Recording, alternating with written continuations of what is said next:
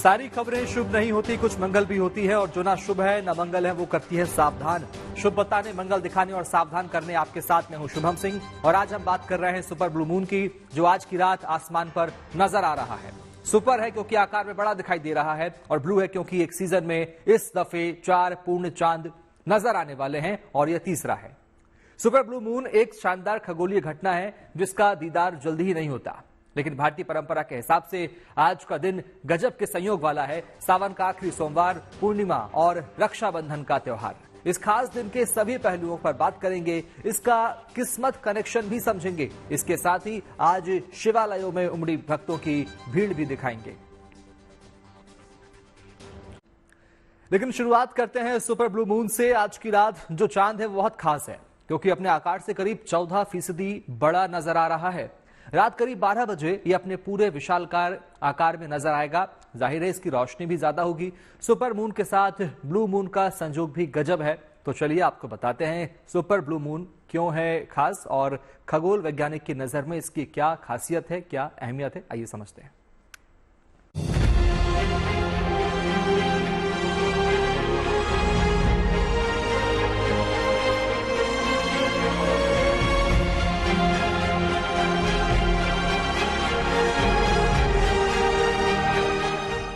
आज चांद अलग है,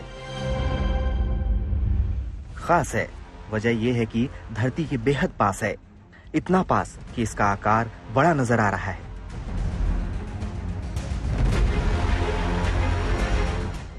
सामान्य तौर पर जितना नजर आता है उससे 14% ज्यादा।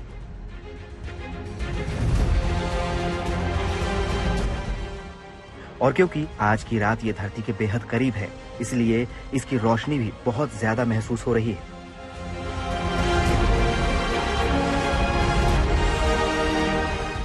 मतलब ये कि बाकी दिनों में चांद जितना चमकीला दिखता है उससे 30% ज्यादा नूर आज इसकी चांदनी में है।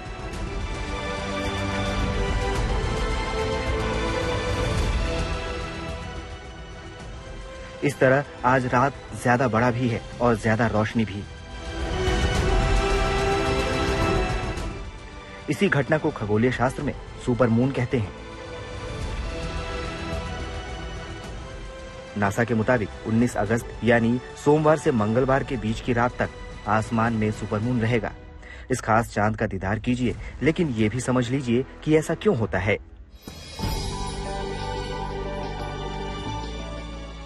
चांद धरती के चारों तरफ अंडाकार कक्षा में चक्कर लगाता है, यानी कभी वो धरती से दूर होता है और कभी दूरी कम हो जाती है।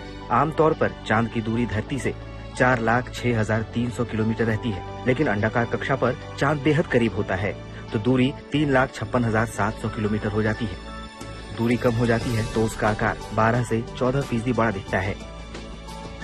ज्ञान के नजरिए से एक सामान्य खगोलीय घटना है, क्योंकि जो भी ग्रह है वो पृथ्वी या अपने जो मुख्य ग्रह है उनके चारों ओर जो है इलिप्टिकल ऑर्बिट में घूमते रहते हैं। वो अंडाकार जो ऑर्बिट्स होते हैं तो उसमें वो कभी पास आते हैं, कभी दूर जाते हैं, और ऐसा करने से उनकी जो चमक है या उनका जो साइज है वो हमें थोड़ा बड़ा या छोटा नजर आता है।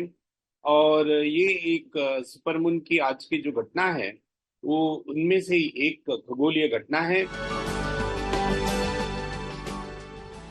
दिलचस्प बात यह है कि आज की रात सिर्फ सुपरमून की रात नहीं है, बल्कि संयोग से आज ब्लू मून भी है। ब्लू मून का ये कतई मतलब नहीं कि चांद नीला नजर आएगा, रहेगा वो जस का तस। असल में महीने में जब 2 बार पूरा चांद दिखाई देता है तो उसे ब्लू मून कहा जाता है। कई बार चांद महीने में एकदम शुरुआत में और फिर आखिर में पूरा नजर आता है। ऐसा अक्सर नहीं होता, आमतौर पर 2 या 3 साल में हो सकता है। लेकिन आज महीने का दूसरा पूरा चांद नहीं है, फिर भी ब्लू मून है, क्योंकि ये सीजनल ब्लू मून है। जब एक ही सीजन में 4 पूरे चांद हो तब तीसरे पूरे चांद को ब्लू मून कहते हैं। इस खगोलीय सीजन में 21 जून 21 जुलाई को पूर्णिमा थी, यानी पूरा चांद। 19 अगस्त को यानी आज और 18 सितंबर को भी पूरा चांद होगा। क्योंकि आज तीसरा चांद है, इसीलिए ये ब्लू मून है। मतलब ये कि आमतौर पर जितनी बार पूरा चांद होना चाहिए उससे अगर ज्यादा दिख जाए तो ब्लू मून हो जाता है। और इत्तेफाक से आज की रात सुपर मून के साथ ब्लू मून की रात है, इसीलिए ये सुपर ब्लू मून है।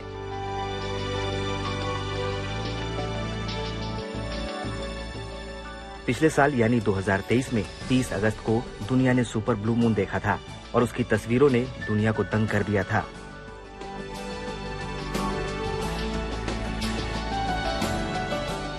मगर अब ये नजारा जल्दी दिखाई नहीं देगा।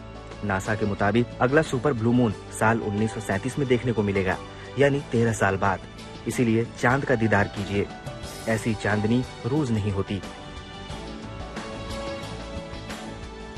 Bureau report, good news today.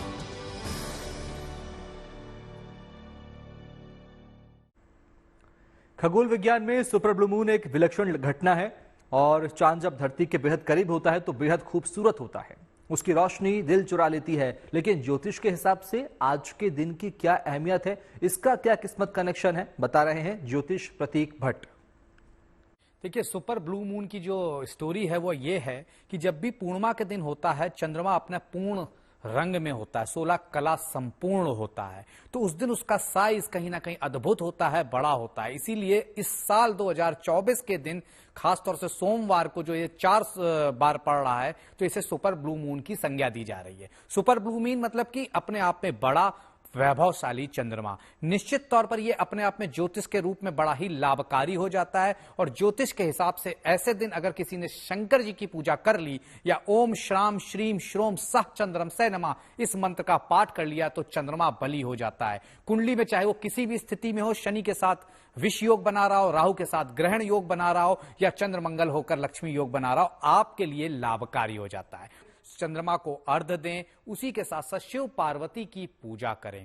हो सके तो शिव अमोघ कवच का पाठ, उसी के साथ साथ रुद्राष्टक का पाठ और ओम चंद्रम सह नमः इस मंत्र का 108 बार पाठ करने से ज्योतिष में चंद्रमा आपके पूरी कुंडली में कहीं भी बैठा हो बहुत बली होता है। खास तौर से जिन माताओं बहनों के बच्चे छोटे हैं 3 साल से, उन्हें आज चंद्रमा चांदी का या फिर लोहे का भी चंद्रमा आता है, उसे गले में पहना देना चाहिए। ज्योतिषी लिहाज से बच्चों का मन कंट्रोल होता है, फोकस बढ़ता है, कंसंट्रेशन बढ़ता है।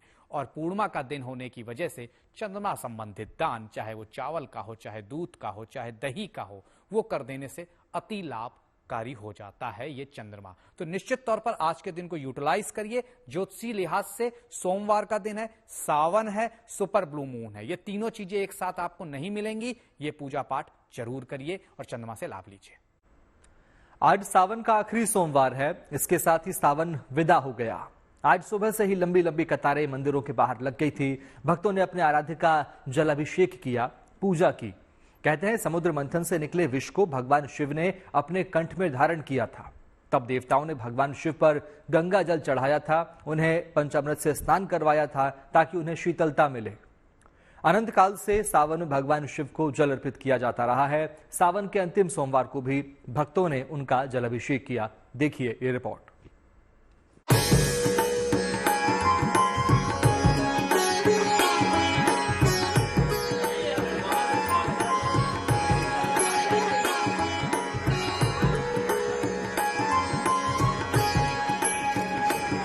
सावन का आखिरी सोमवार,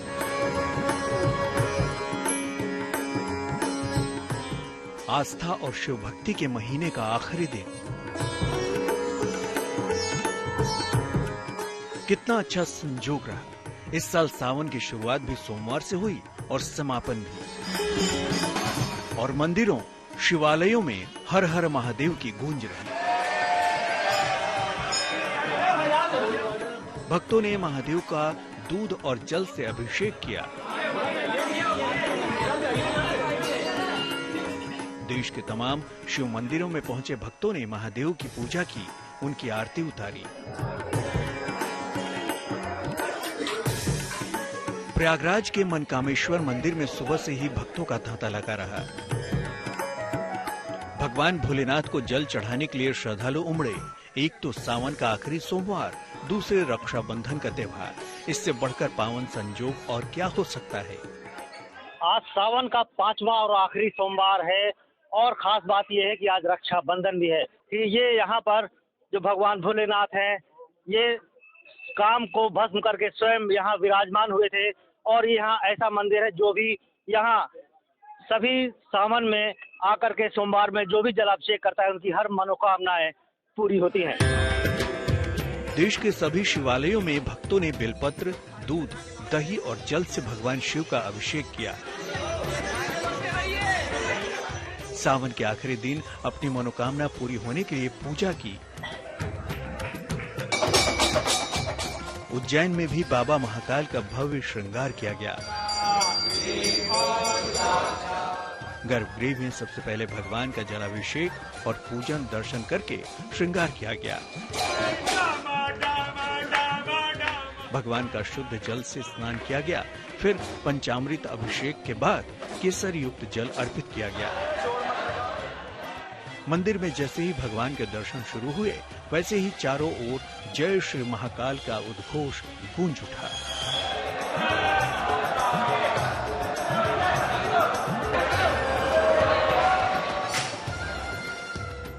सावन के आखिरी सोमवार के दिन काशी विश्वनाथ ज्योतिर्लिंग के दर्शन के लिए लाखों लोग पहुंचे थे। सुबह 3 बजे से 4 बजे तक विश्वनाथ की मंगला आरती हुई। मंगला आरती के वक्त बाबा का भव्य श्रृंगार किया गया। पूर्णिमा और सावन का सोमवार कई अद्भुत संयोग लेकर आया है। इस खास मौके पर श्रद्धालु वाराणसी में गंगा स्नान के लिए भी पहुंचे।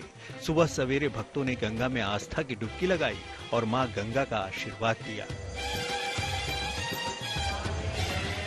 सोमवार के मौके पर काशी हो या उज्जैन या फिर दिल्ली, शिव भक्त बाबा भोलेनाथ का जलाभिषेक करने के लिए पहुंचे।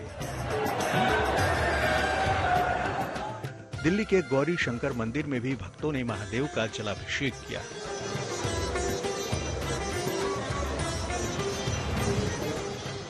इसी तरह हरिद्वार के प्राचीन दक्षेश्वर महादेव मंदिर में सुबह से भक्तों का तांता लगा रहा। सभी महादेव के अभिषेक के लिए अपनी बारी का इंतजार करते दिखे। सावन के सोमवार 4 सोमवार हुए हैं। इस प्रकार से भोलेनाथ महादेव आज यहाँ पर विराजमान है।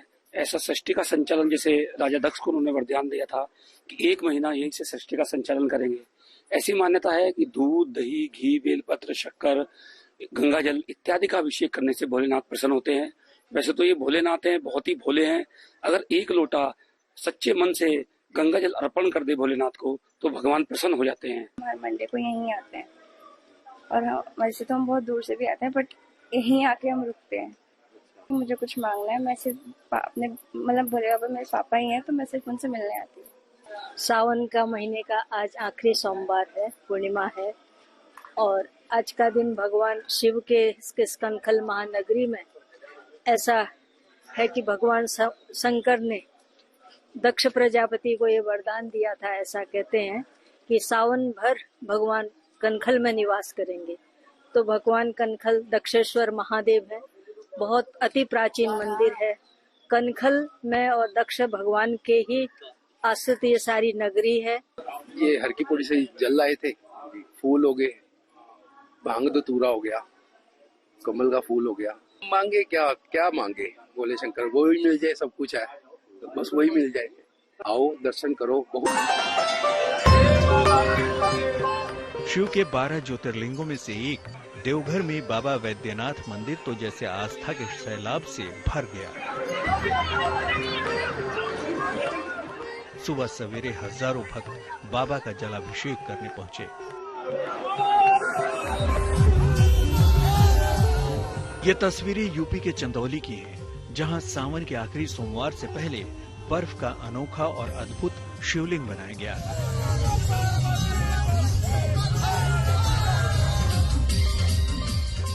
आयोजकों ने इसे बाबा बर्फानी का एक स्वरूप बताया। कहा जा रहा है कि पिछले 30 वर्षों से यह परंपरा निभाई जा रही है। आयोजकों के मुताबिक इस काम में 50 से ज्यादा बर्फ की सिल्लियों का इस्तेमाल हुआ। ये बर्फ से निर्मित जो है कि बाबा बर्फानी का एक स्वरूप है और इसमें लगभग 51 सिल्ली बर्फ लगता है और सभी लोगों का योगदान है। हम सभी छोटे बड़े कारीगर जितने भी अपने आपस के ही दोस्त यार हैं, मित्र हैं, संगठन के लोग हैं, इन्हीं लोगों द्वारा मिलके इसमें सुबह से 10 बजे से लेके शाम के 7 बजे तक हम लोगों ने मेहनत किया और ये बाबा बर्फानी का स्वरूप किया है। यहाँ शिव जी के अलावा नंदी महाराज भी बनाए गए हैं। समिति के सदस्यों का कहना है कि इस शिवलिंग को बनाने में पूरा दिन लग जाता है। सभी बड़े ही भक्तिमय माहौल में इन्हें तैयार करते हैं। ये आयोजन सावन का पावन महीना चल रहा है। हर साल की भांति इस वर्ष भी यहाँ पर हम लोगों ने सभी कार्यकर्ताओं द्वारा कमेटी के सदस्य सारे लोग मिलकर यहाँ पर बाबा बर्फानी का बर्फ से बना शिवलिंग बनाया गया है, जो इस बार हर साल के भांति इस बार शिवलिंग का रूप सबसे बड़ा दिया गया है, जो इस बार 15 फीट की शिवलिंग बनाई गई है। इस बड़े और अद्भुत शिवलिंग के दर्शनों के लिए बड़ी संख्या में यहाँ श्रद्धालु पहुँचे। इन सभी ने इस पहल पर खुशी जताई।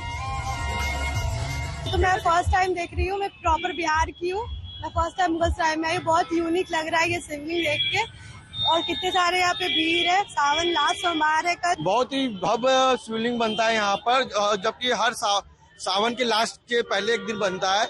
हर साल मैं देखने आता हूँ। अब बहुत ही मतलब सुबह से ही आ जाता हूँ। यहाँ पर लोग कार्यकर्ता ही मिल के बनाते, कोई कारीगर नहीं होता है। बड़ा भव्य तरीके से बनाना, छोटे छोटे बच्चे लग के इसमें काम करते हैं, बनाते हैं। अब भक्ति और आस्था की ऐसी खूबसूरत तस्वीरें फिर अगले बरस सावन में नजर आएंगी। चंदौली से उदय गुप्ता के साथ bureau report, good news today.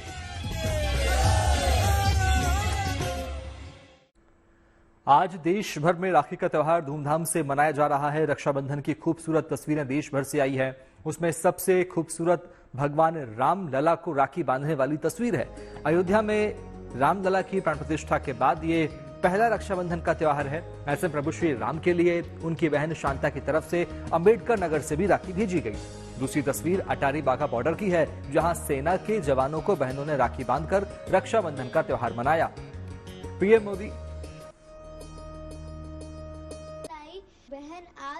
Modi को बच्चियों ने राखियां बांधी, तो नीतीश कुमार ने पेड़ को राखी बांधकर पर्यावरण की सुरक्षा का संकल्प लिया।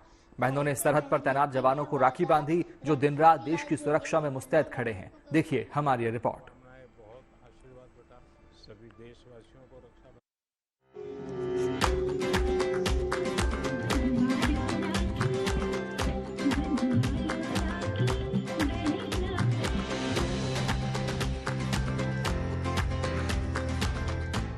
एक एक तस्वीर को देखिए। इस प्रेम के धागे का कोई मोल नहीं है।